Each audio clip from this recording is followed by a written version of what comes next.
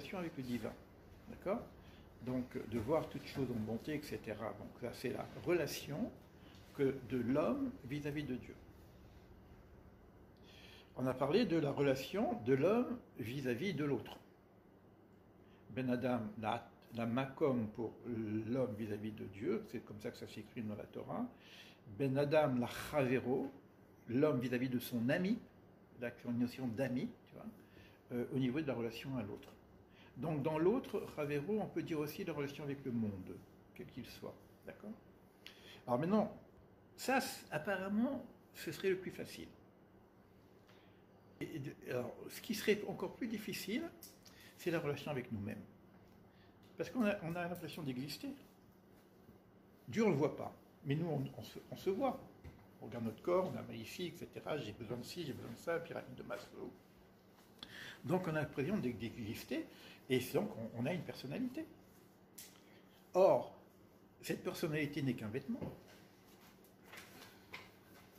Et on prend le vêtement pour nous-mêmes. Ça, je sais très bien que c'est un vêtement.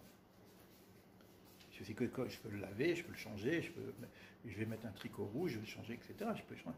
Mais ma personnalité, c'est aussi un vêtement. Donc la troisième relation, la plus difficile, c'est Ben Adam la Atzmo. L'homme vis-à-vis de lui-même. Mais quand on dit l'homme vis-à-vis de lui-même, connais-toi toi-même et tu connaîtras le divin, mais c'est le Etzem. C'est l'essence de ma nature.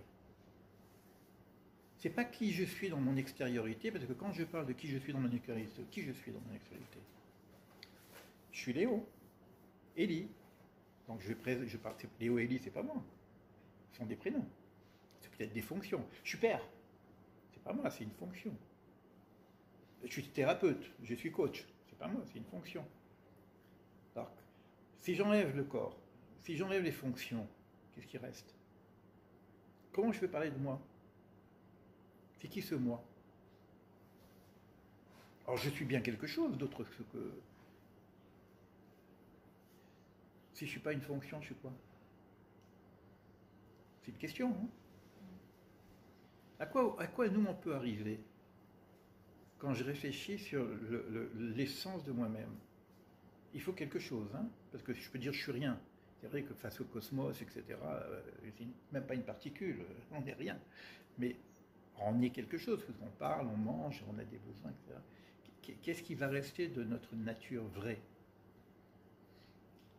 C'est la conscience. Hein? C'est la conscience. La conscience. Ça, c'est une chose. Ouais. On peut parler de conscience. Il y a une conscience. L'âme? Oui, mais l'âme, on n'a pas accès. C'est comme Dieu. On n'a pas accès à l'âme. Moi, quand je dis, dans ma réalité, je veux dire, je veux bien dire que je suis une âme, mais je ne sais pas ce que c'est, parce que je n'ai pas accès. Il y a des niveaux de l'âme. Oui, c'est quoi l'âme? C'est pareil que c'est quoi Dieu? Les fèches. Oui, mais ça, le nefesh, c'est la personnalité. C'est pas vraiment l'âme. Parce que l'âme, si tu veux, c'est l'essence de l'être. Alors, cette essence de l'être, je n'ai pas accès. Alors, on parlera de ça, si vous voulez, ces 4 niveaux de l'âme, nefesh, ruach, neshama, etc. Ça existe aussi, mais il y a une partie de moi-même dans laquelle je n'ai pas accès. Donc, moi, ce qui m'intéresse, c'est ce dont j'ai accès. C'est pas quelque chose qui est de l'ordre de la transcendance. Voilà, donc il y a une partie divine en moi. Bon, mais l'âme, c'est elle qui m'anime. Mais je la saisis pas. Par contre, la conscience, oui. C'est-à-dire que je vois qu'il y a une certaine conscience en moi. C'est pour ça que tout ce qu'on peut faire au niveau de la conscience peut nous permettre d'accéder progressivement à notre essence. Alors, l'idée pour ça, ce Etzem, l'essence de l'être, c'est prendre conscience que je ne suis pas le je que je suis. Quand je dis je, c'est pas moi. Quand je dis je suis, je sais pas moi, bon thérapeute, coach, c'est pas moi, puisque c'est ma fonction.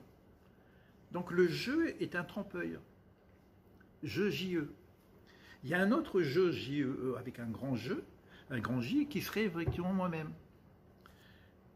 Et ça veut dire qu'il faudrait presque qu'on puisse s'entraîner, c'est l'exercice que nous propose d'ailleurs le livre ici, de ne pas dire je.